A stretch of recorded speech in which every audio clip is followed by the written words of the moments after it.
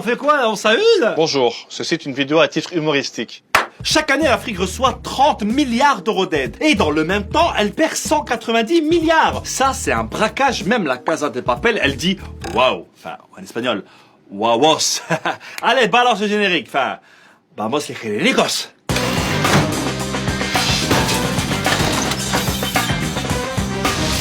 L'homme africain n'est pas assez entré dans l'histoire. L'Afrique n'est pas pauvre, on l'appauvrit. Justice accuse Vincent Bolloré d'avoir aidé des chefs d'État africains à se maintenir au pouvoir. Pour comprendre la situation en Afrique, il faut remonter à un temps que les moins de 20 ans ne peuvent pas connaître. Repose en paix, Johnny. Qui a laissé sa chaussette sur le... Ah! Les Européens et la France ont réduit en esclavage et exploité les Africains pendant plus de 400 ans. L'esclavage, l'idée c'était au contraire qu'ils soient en pleine forme. Qu'ils soient en bonne santé. Pour pouvoir Travailler les au maximum. vendre et pour qu'ils soient commercialisables. Ah ouais, d'accord. Et quand en plus ils se sont rendus compte qu'ils pouvaient aussi exploiter leurs ressources, là... Quand tu viens d'un pays où tes seules ressources naturelles c'est le fromage, la moutarde, le RERC, et qu'en face t'as les diamants du Congo, t'as vite compris que ça va être tellement sombre que même Damso dira « Il fait trop noir, allumez la lumière. Dumps. » En 1884, la France et les grandes puissances européennes se sont réunies à Berlin. Là, il y avait une grande carte de l'Afrique, comme celle que tu avais dans ton cours de géo, pour que les mecs se partagent tout le continent. Mais voyons, Léopold, vous avez mangé tout le Congo, gourmand. Est-ce que l'un de ces messieurs ici voudrait jouir de la Côte d'Ivoire ou du Niger?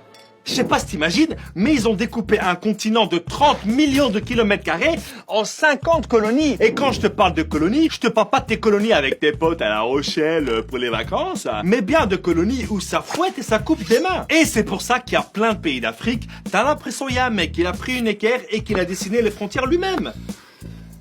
Après les deux guerres mondiales, les pays africains, vu qu'ils en avaient marre de se faire dominer, ils ont demandé leur indépendance. Tu me diras, logique. Et la France, elle était pas vraiment d'accord, hein. Il y a qu'à voir avec la guerre d'Algérie. One, two, three. Viva l'Algérie, j'ai dit. One, two, three. Viva frère, on n'est pas un match de foot ici. Donc du coup, la France, elle s'est dit, comment je peux continuer à tout diriger, mais sans me faire cramer? Et donc l'Élysée a créé à cette époque ce qu'on appelait la cellule africaine. C'était un service spécial qui s'occupait soit d'aider une ancienne colonie, soit d'y foutre le bordel. Ça dépendait un peu des intérêts de la France. Et tout ça pendant 49 ans, de Gaulle jusqu'à Chirac. Et si par malheur un dirigeant ne likait pas la cellule africaine, il finissait... Assassiné. Par exemple au Togo, Sylvanus Olympio a été... Assassiné. Ou encore au Burkina Faso, Thomas Sankara. Assassiné. Par contre, s'ils obéissaient, ils restaient au pouvoir dans le plus grand des calmes. I want you. En fait, la France, elle a créé pour les présidents africains mieux que le CDI. Le CDI! Le contrat a duré infini. Frère, t'en as, ils sont restés au pouvoir plus longtemps que Michel Drucker sur France 2, hein. Regarde. Paul Biya au Cameroun, 37 ans au pouvoir. Omar Bongo au Gabon, 42 ans. Gnassingbé Eyadema au Togo, 38 ans. Et il y en a encore plein d'autres, hein. En fait, les mecs, ils arrêtent d'être présidents uniquement parce qu'ils sont morts. Repose en paix, Johnny. Et 50 ans plus tard, ça continue à se gaver. Mais maintenant, c'est des entreprises, c'est plus subtil, ça passe crème, quoi. Non. T'as Total qui pompe son pétrole en Algérie, t'as Orano qui siphonne l'uranium du Niger, t'as Orange et Bouygues qui construisent leur réseau et qui vendent leurs forfaits, t'as Bolloré, l'ancien patron Canal+, il contrôle des dizaines de ports d'où part le cobalt du Congo, qui sert à fabriquer ton smartphone.